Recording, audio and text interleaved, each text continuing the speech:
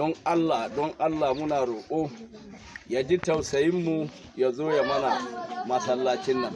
Mu iya mana masallaci kar ya sake ya mana wani abu ba. Akwai hanya. Mu abun da muke so muna bayansa 100%. Gaskiya ne. A ɗan hanyoyin da yake bayarwa nan gaba. Na'am. Dan hanyar mu bai fi kilomita 3 ba ci ya santa. Na'am. Ina so ya taimaka a mana dan hanyar nan. Na'am. Inda muna yayi yanda kasa wa'inda suke Sambisa. Na'am. Fitanmu ya zama da wuya. Wani sa'i sai da jakuna mara lafiya za mu kai Kumo.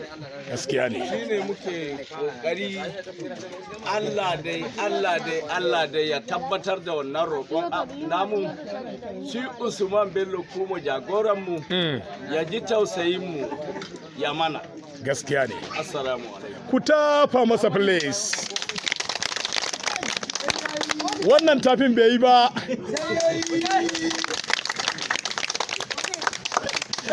Wannan masoya kenan, dandazon masoya daga garin wato Jada, garin Tambeyolo Jada suke ainihin nuna mubayaa a fili ga dan majalisa wato Honorable Usman Bello Kumo. Ni bakin ciki na ma baka zo lokacin da matasa na suna nan ba. Yanzu ne ka zo ba sa nan. Gaskiya ne. Amma muna so mu sake tarawa, za mu neme ka zo ka gansu su ganka. Masha Allah.